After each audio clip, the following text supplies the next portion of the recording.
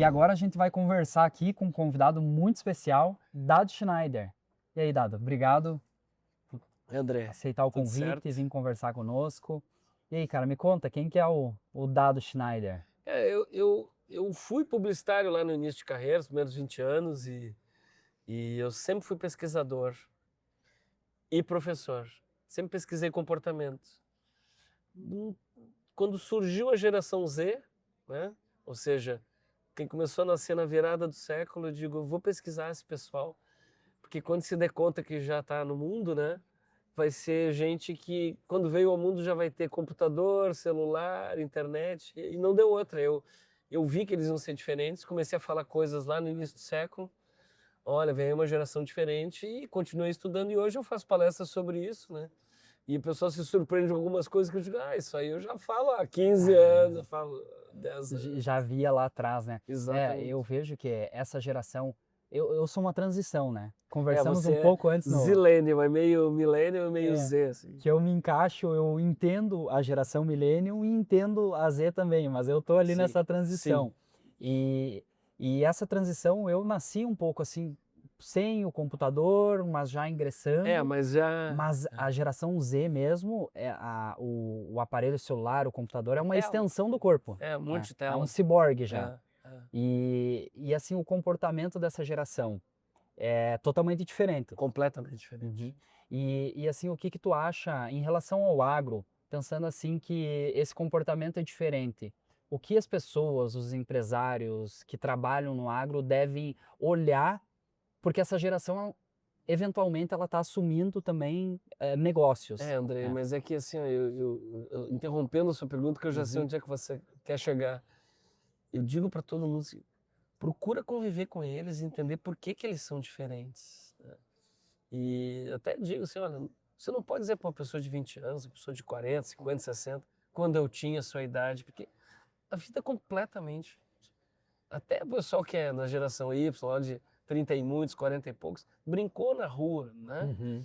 E o pessoal que passou a jogar game, passou a viver de telas e redes sociais, é uma outra dinâmica de vida. E não está certo nem errado, não tem melhor ou pior.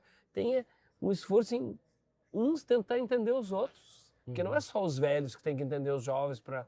Né? Uhum. Os jovens também têm que entender por que que a gente é assim, por que que a gente tem algumas manias, é porque foi educado de um jeito diferente. Uhum. E eu sempre procuro dizer assim, ó, a gente vai ter que se entender, né? A gente vai ter que se aproximar. Uhum. Não polarizar essas Não duas. polarizar, e infelizmente está ficando cada vez mais polarizado. A gente tem que fazer o contrário, tá? É se aproximar. É verdade.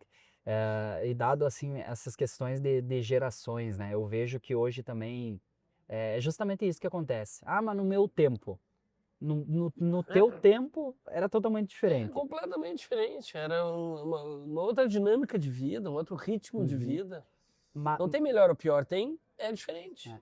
Mas hoje eu vejo também as lideranças do agro, elas são, na sua maioria, millennium. E a nova geração que está entrando trabalhar é Z. E aí eu tô vendo muito embate em cima disso. Porque o millennium fala que o Z não quer trabalhar. Uhum. Só que o millennium também não entende a maneira com que o Z pensa, ou que a maneira com que o Z se motiva para trabalhar É, no agronegócio. só para ilustrar assim, nós estamos falando em faixas etárias assim. O É, pessoal de 20 é o Z, né? tá. E o pessoal millennial pode ser até os de 40 e poucos, os 40 e muitos, né? Que Uhum, é quem está no comando, né? Da uhum, maior parte dos... Tem uhum, uns mais velhos lá, que é a minha geração de 60 que ainda manda, mas são poucos, né? Então assim, a gente tem que entender que nós fomos criados, eu gosto de fazer assim com o braço, né? Fomos criados para subir na vida. E eles vieram ao mundo para ter experiências, os jovens. Eles dizem isso. Nas minhas pesquisas, eu vi. Vocês vieram para ter coisas, ter carro, ter casa própria, ter poupança, ter Eles carreira. experiências. E nós viemos para ter experiências. Até porque, Andrei, eu, sei lá, vou viver até 100, 110 anos. Vou viver, certamente. Eles vão viver 140, 130, 140, né? Com os avanços da medicina. Então, assim, o pessoal aos 20 não tem que fazer carreira em lugar nenhum, né? A gente tinha que fazer carreira. Até você foi educado assim, né? Sim. Fazer carreira numa empresa boa, numa firma boa, né? Mas assim, uma pessoa que vai viver 120, 130 anos, não vai fazer carreira. E as pessoas mais velhas da minha geração têm que entender isso. Uhum, Para nós era importante isso. E para uhum, eles não é importante. Então assim, nós nunca vamos entender se a gente firmar a posição. Uhum. E a gente tem que fazer um esforço para entender um entender o outro, né? É. Não é só os mais velhos entender os jovens. Ambas as partes, né? Ambas Não as dá para partes. culpar um só. É. Cara, me fez refletir em algumas coisas aqui, E realmente. você tem filho pequeno, né? Tenho filho pequeno. Você viu que você vai trabalhar muitas décadas, né? Muitas. Você ficou preocupado? Cara, ele que eu vi. chegou em casa esses dias fazendo um gesto e falando uma frase que aí, inclusive, tu falou na tua Six palestra. Seven, Six, Six Seven. E eu olhei assim pra O que minha é mão. isso? Não, eu olhei pra É. minha mão. Que é isso, guri? Né? É. Então, É mais ou menos. mas a gente não pode julgar também. Não. Esses dias eu até vi Você não tinha umas gírias que só você falava? tinha as E gírias, os, tinha e os velhos se incomodavam? Então, as dancinhas da nós minha também- época. A gente dançou lá o tchan, lá, a dança da cordinha. Como é que eu vou falar O tubarão vai do te passinho pegar. do né? Jamal? O que eu vou dizer do passinho do Jamal se eu dancei a dança da cordinha do tchan? Então, Eu acho que às vezes a gente se venda para coisas que a gente fazia né? e acha, talvez, ridículo, Eu né? sou de uma outra geração que não a sua, mas, por exemplo, a gente falava bicho, mora, sacou, cara. Era tão chato para os mais velhos quanto tipo, tá ligado? Se pá, sabe? Só questão de época. Exato, cara. Cara, isso é muito engraçado, porque eu vejo, principalmente no vocabulário, né? Tem gente que se incomoda muito. Agora tu falou de tipo. Essa nova geração é tipo. É falado demais, né? É, A gente tipo- não falava tanto cara como o pessoal fala tipo, mas... É, mas assim, no mercado de trabalho hoje, então as duas gerações elas vão ter que se entender, né? Não é uma Não é nem adaptar. duas, são todas as gerações, porque daqui 10 anos vai ter mais gerações convivendo juntas. E o que tu vê hoje? Então vamos pensar no mercado de trabalho hoje. Quantas gerações a gente tem aí? Cara, O que são tecnicamente elas? tem 5 gerações trabalhando juntas. Tem lugares que tem gente acima de 80 trabalhando, né? Um fundador, nono. Uhum. Tem o pessoal da minha faixa, que é os baby boomers, 60, 70. Tem o pessoal X lá de 40, 50. Tem os milênios de 30, 40. E tem a Z de 20. E daqui a pouco vai ter o menor aprendiz lá da geração A, vão ser 6 gerações. Né? Uhum. E cada uma é diferente da outra, né? É. E dado... E tem mais uma coisa. Nós estamos cada vez mais indo para um momento em que as pessoas mais velhas não vão parar de trabalhar, porque ainda vão ser muito úteis, né? Uhum.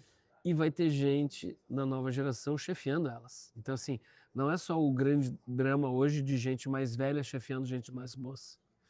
Está começando a surgir muitas situações em que gente mais moça chefia gente mais velha. Então, tem que entender os estilos de cada um, né? Os porquês de cada um. Por que eu sou assim? Não é só mania ou birra, né? Por isso que a gente não pode polarizar. Mudando aqui de assunto, é porque eu fiquei refletivo aqui. A tua formação foi publicidade. Comunicação. Comunicação, tá. Mas eu acho que envolve muito a psicologia aí por trás, né? Eu costumo brincar com meus amigos e amigas na psicologia que eu só não me formei, mas o que eu li para... poderia atuar, claro. Porque a gente teve que... Na propaganda do passado, a gente lia muito e usava muito sociologia, psicologia, antropologia. Então, assim, eu mergulhei nesses conteúdos.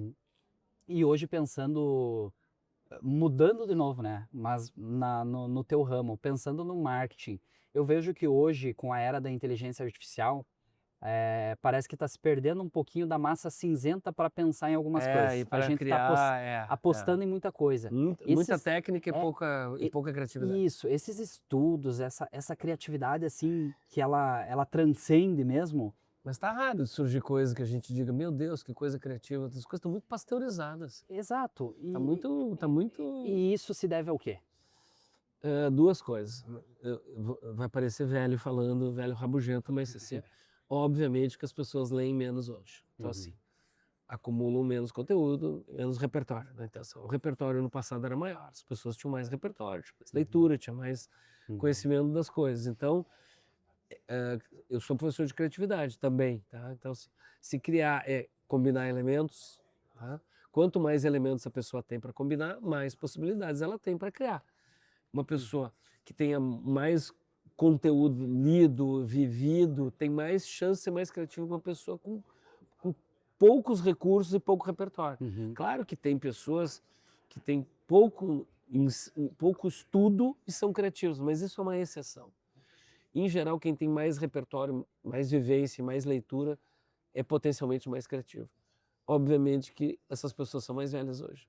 E estão perdendo os postos, são pessoas mais novas que na sua grande maioria leu pouco. E, Então, a criatividade hoje, no meu ramo, tá bem em crise. Assim. e A gente essa viu propaganda melhor nos anos 90 para trás. campanhas, né? Campanhas publicitárias. Memoráveis. Eu sou um pouco memoráveis, e não tem mais nada memorável. Tem sacadinhas jogadas, mas não eu tem. sou um pouco entusiasta dessas Eu publicidades. sou saudosista nesse ponto. Isso. Assim. Fizemos coisas maravilhosas. Tá, e por que tu acha que essa geração tá tendo menos repertório, tá lendo menos? Mas o acesso lendo menos. Primeiro que isso é um fato. o celular tira boa parte de horas de leitura, né? Certo. Horas de estudo. E a gente vai não sedimentando conhecimento. A pessoa passa de ano, mas aquele conhecimento não fica parafusado. Tem coisa lá da sua escola lá que está parafusada na sua cabeça, fórmulas de Bhaskara lá, tá capaz de recitar a fórmula de Bhaskara. Nós nunca vamos usar a fórmula de Bhaskara, mas a gente sabe, assim. Tem coisa que eu acho que o ensino foi mais aparafusado na nossa cabeça. A pessoa passa e não registra. Por quê? Porque tem muito estímulo de tela. É muita dispersão, então é pouco, fica pouca coisa parafusada. Eu tenho um sentimento que Retida. parece... eu me policio quanto a isso, que parece que eu vejo uma informação, às vezes eu penso, tá, eu não preciso estudar tão a fundo, porque quando eu precisar eu vou acessar, eu vou buscar, porque o acesso à informação está muito fácil. Então, pegando com você, cruzou essa bola, vou cabecear. Também está faltando aprofundamento nos assuntos. Conhecimento muito superficial sobre tudo. Nada com aprofundamento. Mas não aprofundamento não é doutorado, eu estou dizendo é um pouquinho mais de leitura a respeito. Mas parece um velho rabugento falando, né? Mas é que não há o estímulo para a especialização em determinado assunto. Mas eu gostei bastante desse conceito do parafusar mesmo o conhecimento, que daí tu... Tem coisas que estão parafusadas na cabeça. Tu insere ali, né? A gente sabia os telefones de corda das pessoas. Né? Hoje eu não sei o telefone dos meus parentes. Eu sabia da minha mãe, da minha irmã. Exatamente. Lá atrás, né? Isso não é culpa de ninguém, tá? Isso o mundo mudou, tá? Não se culpe por causa disso. E tem coisas que nem tu falou, o mundo mudou. Não tem como a gente querer, por exemplo, eu sou obrigado agora, não, vamos voltar, vamos ter que decorar o número. Não. A gente vai ter que se adaptar a essa... É outra era. E a inteligência artificial, nesse conceito do que a gente está falando aqui, de talvez perder um pouco a criatividade, ter esse conhecimento superficial, eu vejo que as pessoas daí utilizam muito e não tem aquele tempo, por exemplo, de pensar, exercitar o pensamento. Já vem tudo pronto e é muito ruim porque nós estamos nivelando por baixo, né? Porque se a inteligência artificial se vale do que já foi produzido, não está sendo criado nada novo, né? É apenas reordenando coisas que já existem. Eu acho que ela é útil por um lado, mas ela cria mofo na cabeça. A gente deixa de criar. Eu recebi um texto de uma pessoa e 3 semanas depois recebi de outra pessoa o mesmo texto. E abordando para pedir uma coisa lá. E eu disse, opa, mas eu já recebi esse texto.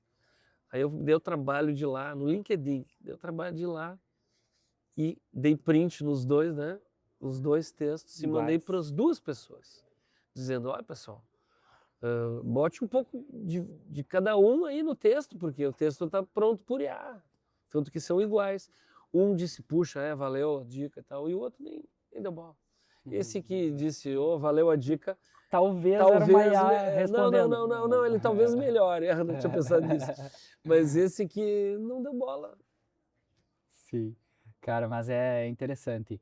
Dado, assim, para finalizar a conversa, assim, eu queria que tu deixasse um recado para a turma que tá ouvindo, né, principalmente essa nova geração, e porque existe um sentimento muito grande nessa nova geração, e eu me incluo nisso, de que é o seguinte, justamente na minha vez o agro mudou, e tá mudando. Bem na minha vez mudou. E aí?